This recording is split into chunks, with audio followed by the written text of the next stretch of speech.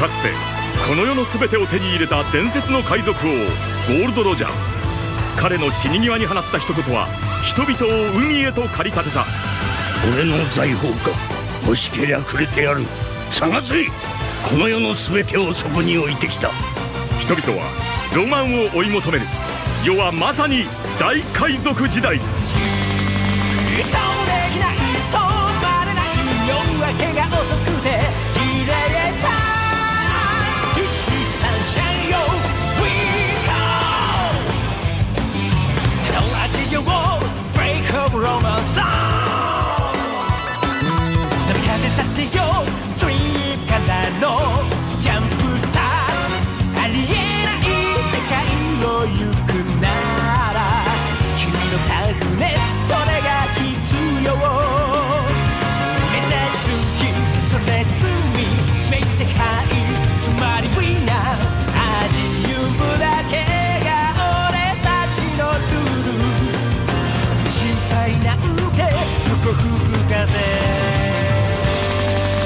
台湾ビーズ一番乗り夢見る心は超でかい冷めないことが大事止めきない止まれない夜明けが遅くてじれた123シャンよ We go 俺たちはここまで来たぜ俺たちは行く夢のありかへ誰も置いてかないぜ深夜の海それが近い夢が始まったあの日から目指す未来は同じ人できない止まれない心の太陽静がない123シャイン123シャイン123シャインよ We go We go Hey guys, welcome to another video. This is part 15 of my One Piece overview series. And yeah, I put the opening in the beginning just to get into the mood because post time skip One Piece is it's a lot more different than the pre-time skip. So in the post time skip, everybody comes back together and they're off to the new world and everything. They're a lot stronger, and it's just it's a huge breath of fresh air. I really love that opening. It really hyped me up for Fishman Island, which I'll talk a little bit about Fishman Island. Spoiler alert, I don't like it very much. I'm sure it's a good arc in the manga, but man, Fishman Island just dragged on and on and on forever in the anime. And I think it took me like a month to finish it.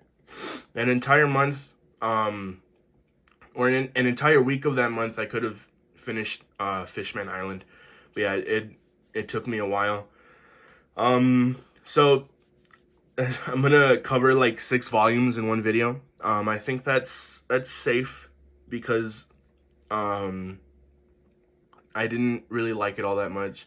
The characters didn't stick with me. Shirahoshi was annoying. Yeah.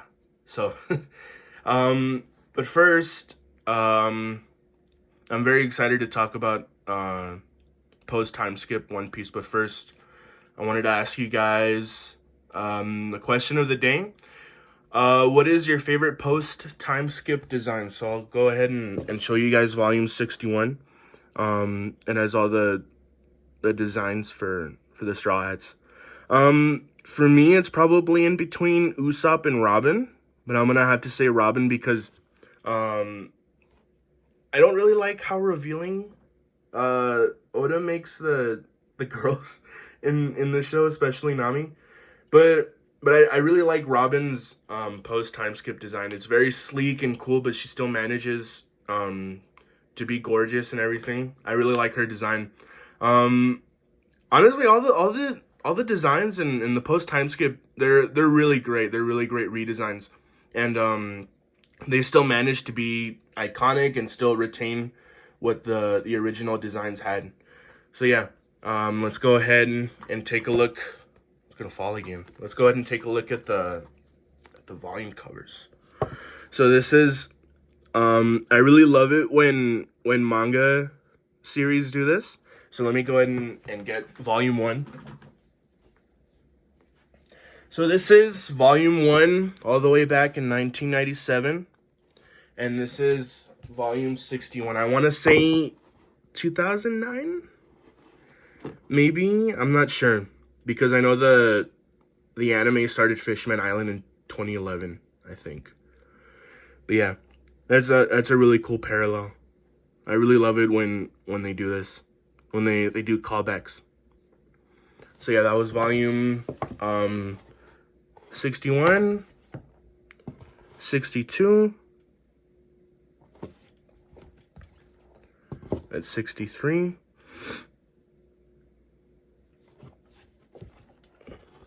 64. This is really cool. I love this.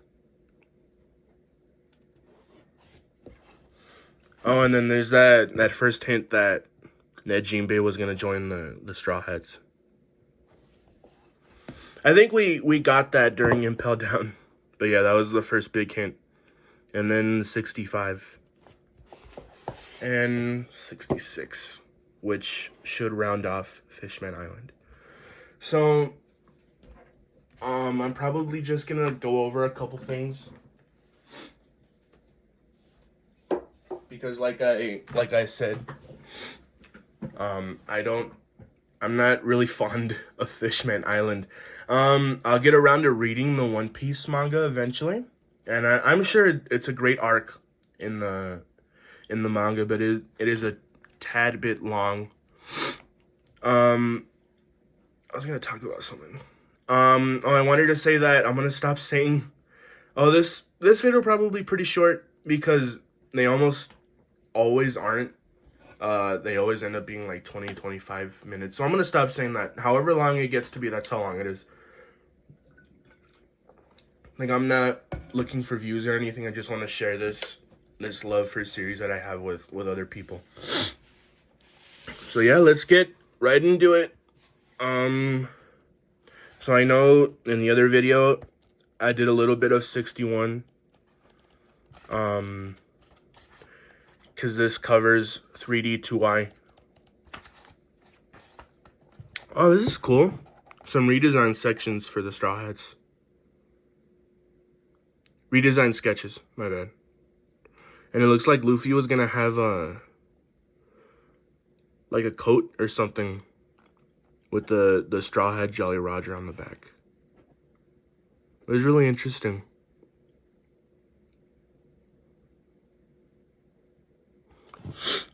So yeah, the Straw Hats. Oh, this is super cool too. I'm gonna take a little bit to look at this. Some fan art that was sent to Oda. That's awesome.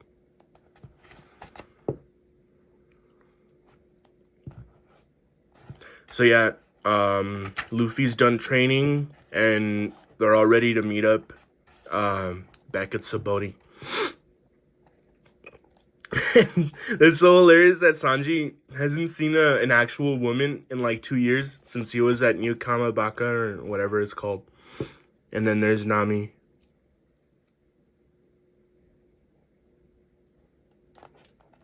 And Usopp? Where's Usopp? Oh, there he is.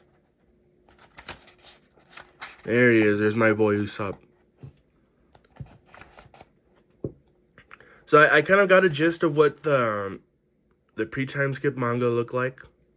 But this is my first time looking at the post-time skip manga.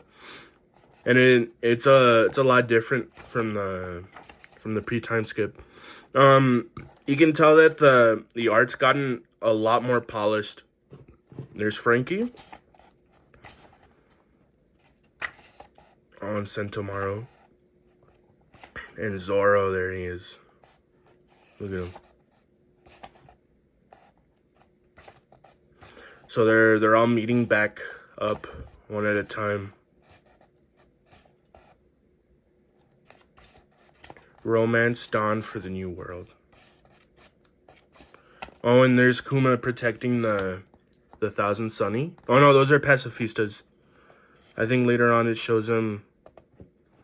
Oh, and this was really cool to see that in the arc previous they could just barely take down a pacifista. Now Luffy's doing it in one jet pistol.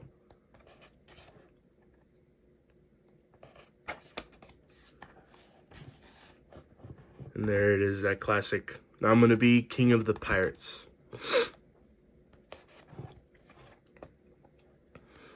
So then Rayleigh does the bubble coating for the Thousand Sunny, and then they're off for Fishman Island.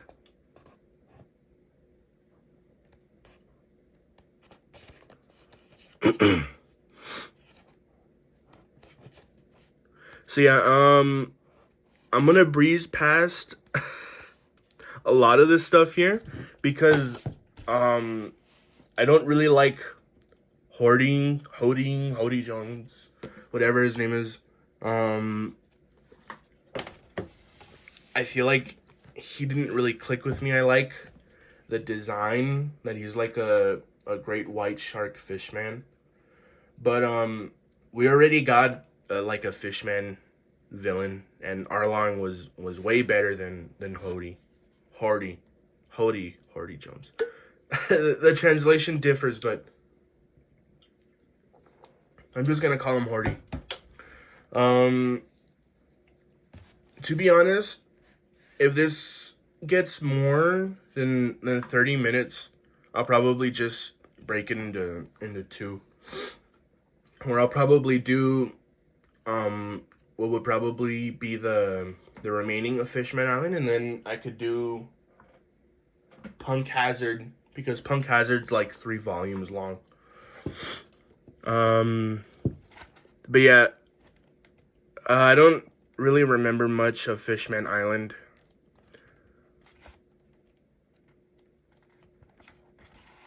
Oh, and there's his first elephant gun. That was really cool to see.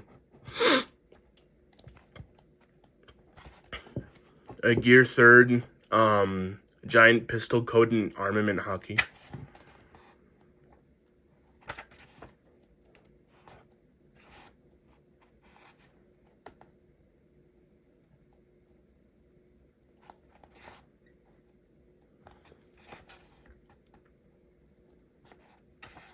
I want to see that. I'm pretty sure it's a page spread.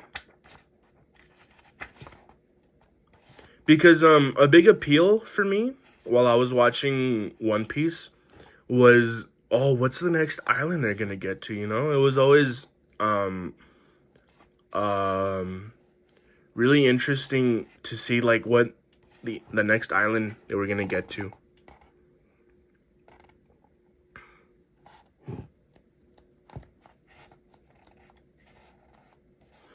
And I'm probably in the same camp as a lot of people that I don't like Sanji in this arc. Cause I get it, somebody as pervy as him, he's gonna be all over the place in a city full of mermaids, right? And actual women. But yeah, I don't like Sanji in this arc. And then there's Shirahoshi. She's just kind of annoying. I don't really like her all that much either. She's crying all the time, and she's a coward, so yeah, I'm sorry if you like Fishman Island, but I don't like it very much, to be honest. Then we'll get to volume 63. There's just a couple things that I want to talk about. Mainly, Otohime? Is that her name? The Goldfish Queen. Or Shirahoshi's mom. Because I thought that was, really heartbreaking the way she died. And she died, like, striving for... I forgot how she died, actually. Because she was basically, like, a civil rights activist for fishmen, and for like all races in general, which I thought was really interesting because I can totally be like a real thing that happens in this world. So a big part of Fishman Island definitely has to be the discrimination against the fishmen, because there's a connection between Horty and Arlong, where Arlong he became the way he was because of the discrimination that was put against him. Horty just hates humans, and he thinks that like it says here, humans are an inferior race that can't even breathe underwater. It is our destiny to rule them. So he took after Arlong's footsteps, but in the worst way possible, even worse than the path that Arlong took. But Horty just straight up hates humans, and I think any other race, to be honest, which is it's not really that interesting because I said it before, we already had Arlong before this, and Arlong was a way better villain, I think. And I still would put him like in my top 5. And Vanderdecken was really annoying too, and super creepy. So yeah, a lot of the characters I don't like. And I feel like well, maybe, I don't know if Oda was trying to make them unlikable.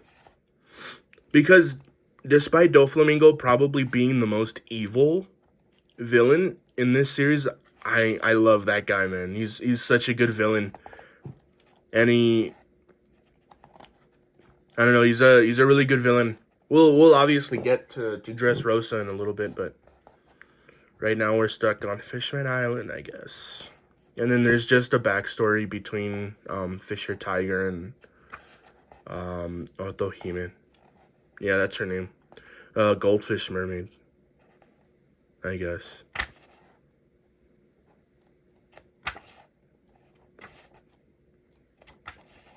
And I liked Otohime at least.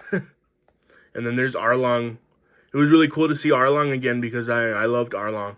I thought he was a really cool villain. And then there's Jinbei. He was captain of the Sun Pirates. So, I'll do a little bit of retrospective on the Sun Pirates. Most of the fishmen were slaves for the Celestial Dragons, and then I think Fisher Tiger broke them out. And they had like a dragon claw, basically, right? For the Celestial Dragons. And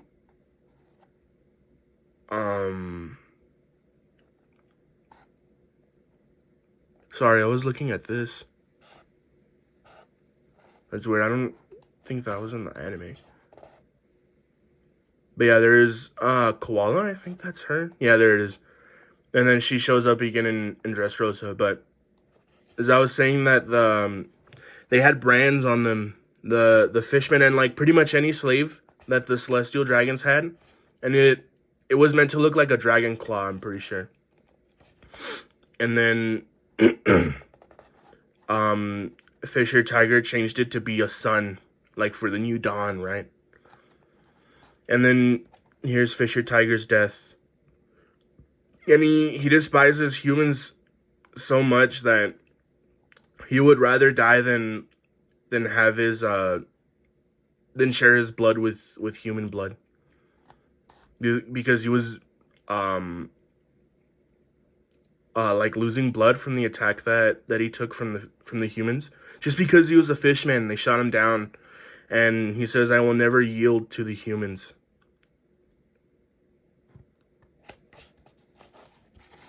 I didn't want to tell you, but on my last journey, not long after I left on that journey, I was captured. I spent several years on Marijois. And he says that he was a slave, and he says that he can never love humans ever. And I thought that was really heartbreaking because I hate seeing like racism between people. Like in the real life, I don't know how like the same people of the same race can hate each other just because, you know, of their culture or whatever. So I really connected with this part of Fishman Island.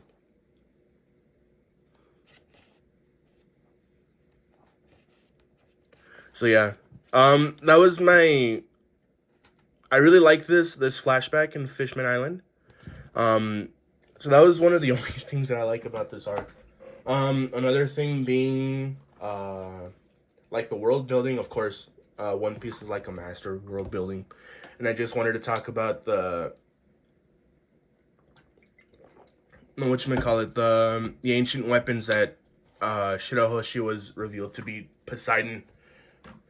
And I don't know if the other ancient weapons could be like actual living beings, because they revealed in Wano that Pluton was under Wano, like way under Wano, and that they'd have to break the borders to release Pluton, basically. And then Uranus, I don't know about Uranus, to be honest. They'll probably have that in Albath. They haven't told us much about Uranus, but I'll go ahead and let's take a look at 64. So I don't think there's much to talk about in this volume either. I will say one thing: the humor was still top notch in this arc. Back to One Piece form.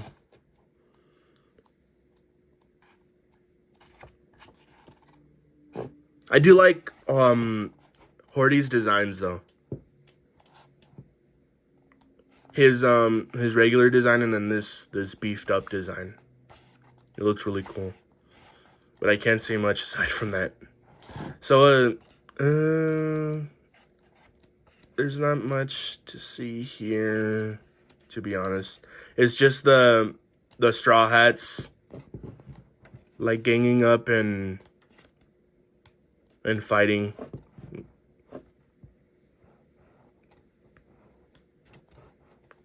Oh, and then the Noah, the Ark of Prophecy, I guess that's what they call it. And it was like I've seen lots of videos explaining stuff like that, because it's kind of scrambled in my mind at this point. But yeah, apparently that arc, it was like a promise that Joy Boy made to the Fishman to bring them up to the surface, right? And then I guess that promise is broken because Luffy has no choice but to destroy it. So we'll go ahead and take a look at 65. And then Vanderdecken, he marks it with his devil fruit. And he sends it hurling towards Fishman Island. So I did like the end of Fishman Island. 'Cause I thought it was really cool, everything that was happening. There was a lot of tension and stuff, I guess.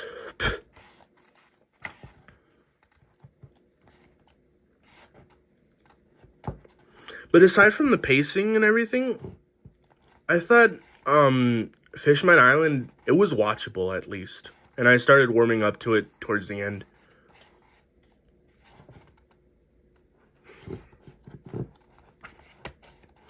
And I hate this, like, they were like, "Who are you, Horty Jones?" Right? And I was like, what are you talking about? Like, what do you mean, who are you? Like, I thought they were talking about, like, his identity or something, like he had more of a connection to the lore or anything. And no, it's just, they just said that he was just pure hatred or something like that. I was like, that was such a lame thing for them to put in. Because I thought, what are they talking about when they say, "Who are you"? Is he somebody from the past or something? I didn't know what they were talking about.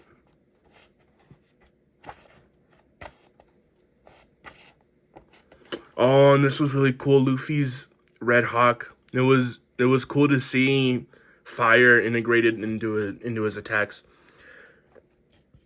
So I'm pretty sure the way the fire works is that since his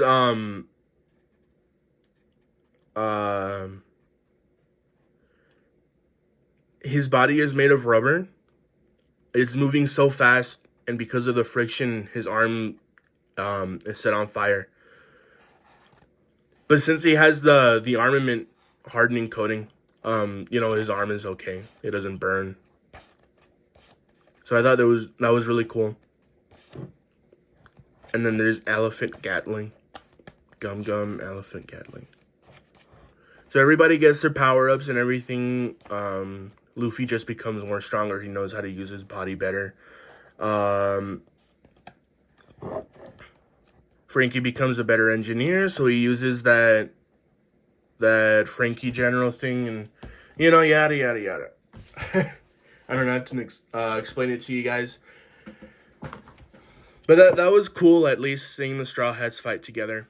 So, just one last thing that I wanted to talk about was Luffy and Jinbei's relationship.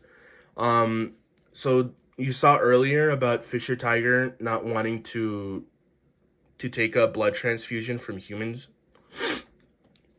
I thought it was a really great parallel between Luffy and Jinbei and Fisher Tiger. So we'll go ahead and take a look at that. So Luffy, he's injured really badly by Horty, and he needs a blood transfusion, right? And of course, blood between the fishman and humans is compatible, but nobody wants to give them blood, I think, because obviously they're fishmen. They're they don't like humans, not as much as Arlong or Horty disliked humans, but they can't bring themselves to help a human. But Jinbei, of course, he steps up and he tells them that they can use his blood, that it's compatible. And apparently there's like a law that says that humans they don't want to break the law that says that humans and fishmen can't share blood because of what happened to Fisher Tiger. And Jinbei says that he's a pirate and pirates don't follow the law. I thought that was really cool. But this is definitely my highlight of the arc and one of my favorite moments in the series, because I really, really like the relationship between Jinbei and Luffy. And it says both the wounders and the wounded alike bleed red blood. That small, narrow tube, far too tiny to call a road, was unlike prejudice born of hate and fear, or battle washing blood clean with more bloodshed. But it was nevertheless more than any wild dream or ideal fantasy, a vivid and real representation of the true road toward the sun. So I thought this is a really great moment, man. It's a real diamond in the rough because of Fishman Island. There's a lot of problems that I have with this arc, but this was definitely worth getting through Fishman Island for. So, Luffy, after he comes to,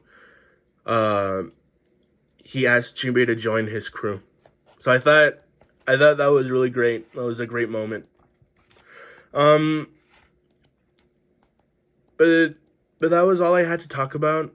And then, of course, I already talked about Joey Boy and the ancient weapons and the Noah and stuff. And then, I forgot to talk about Mjolsgard, because I thought that was really interesting, because he does show up again. But I think I'll talk about that later on. But I thought this introduction to Big Mom was really terrifying, because she eats one of her subordinates, which was crazy.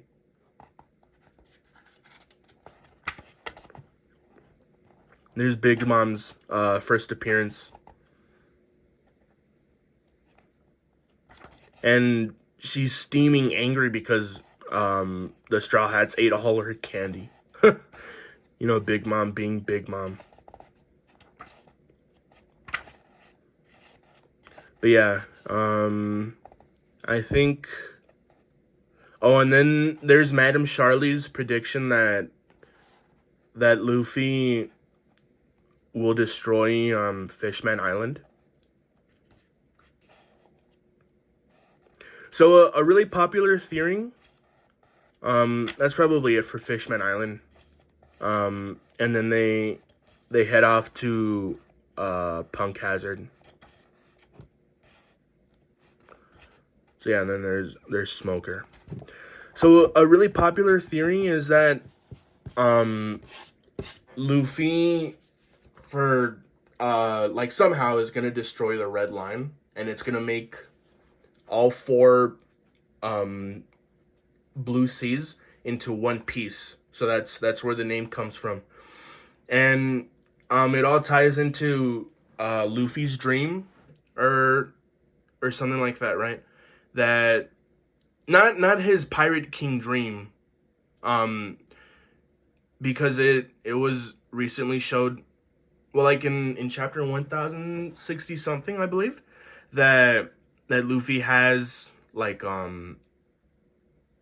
more, like, I don't know how to call it, like bigger aspirations, and that I saw this on Reddit somewhere, and this person said that his dream is to make everyone be a pirate, because his like being a pirate to him means being free, and that's what he's doing all this for. He wants to be a pirate king, to be free. So having all 4 blue seas in one piece means world freedom, right? And world peace. And destroying the Red Line means destroying basically the world government and the celestial dragons and everything, all those people high up that rule the world pretty much. So the theory says that that the Red Line will be destroyed somehow, and it'll come crashing down on Fishman Island, and it'll destroy Fishman Island.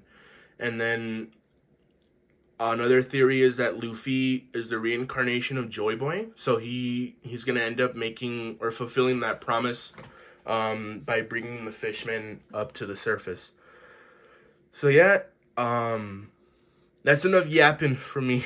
But that was Fishman Island. Not the greatest, to be honest, but I thought it was a really, really good start to the post-time skip.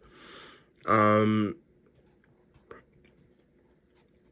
yeah, I really liked everything. Well, not everything, but like the theme and the message of this arc. So yeah, that was Fishman Island. That was part 15, I believe, of my One Piece overview series. And question of the day: what do you think what is your favorite post time skip design? Mine is Robin. I really like Robin's post time skip design. And I know I breezed through a lot of stuff in this arc, but it's just I wanted to talk about some things that really stuck out to me personally. So this one was a bit of a longer video, but that's okay. Next video, I'll be going over Punk Hazard and maybe a little bit of Dressrosa, because Punk Hazard, there's not a lot for me to talk about in that arc either. But yeah, that was part 15 of my One Piece overview series. Tune in next time for part 16, where I'll be covering Punk Hazard, and I'll see you guys in the next video. Peace.